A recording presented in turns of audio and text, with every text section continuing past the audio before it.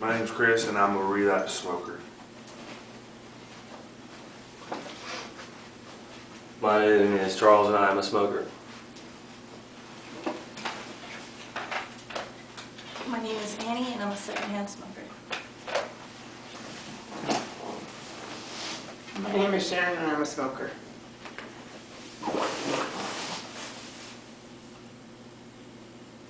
Rocket fuel, antifreeze, dynamite, rat poison, embalming fluid, batteries, and gasoline. You wouldn't consume these products, so why would you inhale their ingredients? Nicotine is the most addictive drug sold on the open market in the United States. I'm Amy, and I'm here to convince you to either quit smoking or abstain from starting by realizing the risk associated with smoking and the benefits of quitting.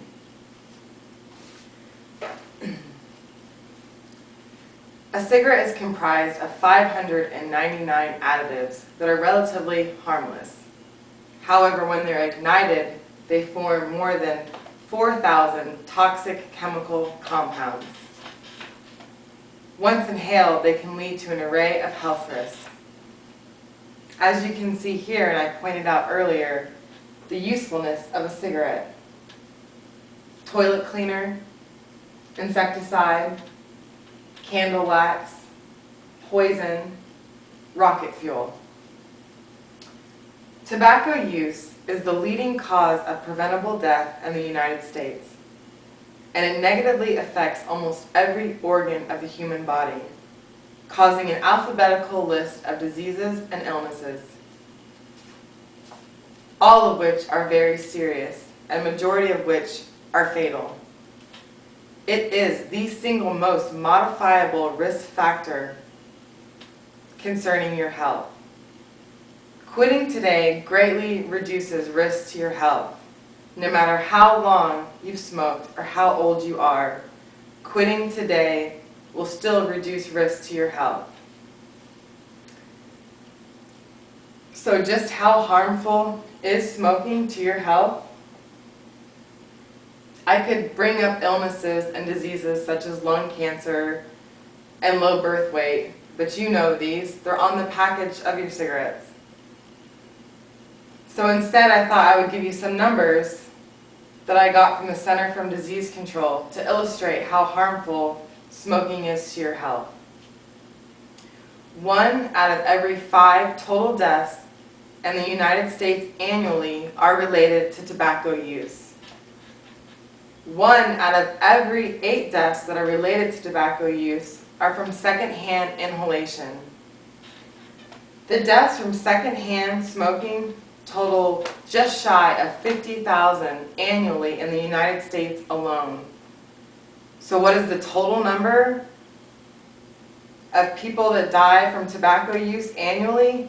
443,000. That total makes 5.1 million the number of years of potential life lost each year to tobacco use. If those numbers are too big, we can try a smaller number, like 1,213. And that's the number of people that will die today from tobacco use. I know that these numbers and statistics can seem very large, and the only number you're really concerned with is the number that represents you. And the sad truth is, smokers are just not motivated by health risk alone. And I know this because I'm a former smoker. If you're still convinced that you're immortal, what about money? Is that a motivating factor to quit? Tobacco products have become a big business. 3 major tobacco firm companies are making a killing, literally.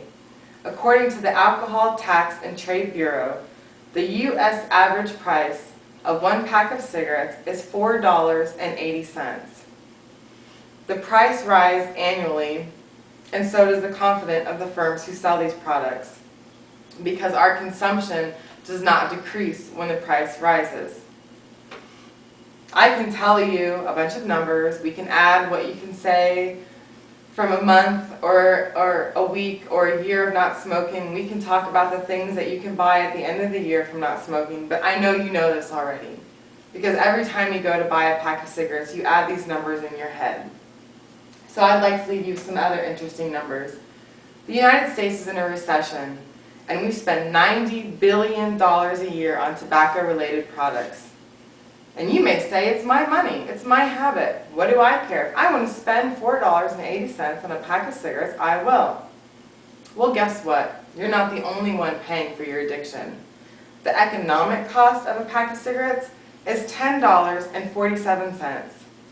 That's a difference of $5.67. So who is really paying for your habit? The U.S. government sees economic losses of $193 billion annually in tobacco-related health care costs. The financial burden is not enough to quit. So what about global trends? The public has spoken. Are you listening? We may have a smoking president, but I assure you statistics prove that we are heading in the opposite direction.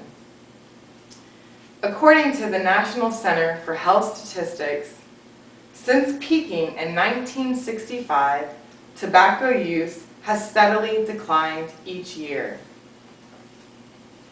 Former smokers have now outnumbered current smokers by 20%. Non-smoking and smoke-free America is emerging each day. According to scientific studies done by Non-Smokers' Rights Foundation, ventilation and filtration do not protect you from secondhand smoke. Non-smokers are fighting against you, and they're winning, county by county, city by city, state by state. They are fighting for their health. Are you going to stand in their way? Global trends may be heading in the right direction, but they must continue to break the cycle. 85% of smokers started before the age of 21. An astonishing 68% started under the legal age of 18 years.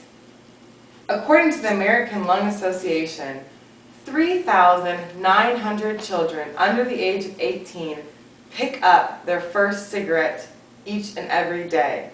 950 of those children become new loyal customers. The cycle of addiction, illness, and death will continue. Majority of children smokers have one or both smoking parents. We must break the cycle. We must put it out, all the way out. The health risks are too great of a gamble. This is easily a self-induced genocide. We are killing ourselves, and we are paying $4.80 a pack to do it. If reducing health risks, crippling an economy, and sentencing the general public to death doesn't motivate you, consider this. During this speech, 7 people died from tobacco use. Thank you.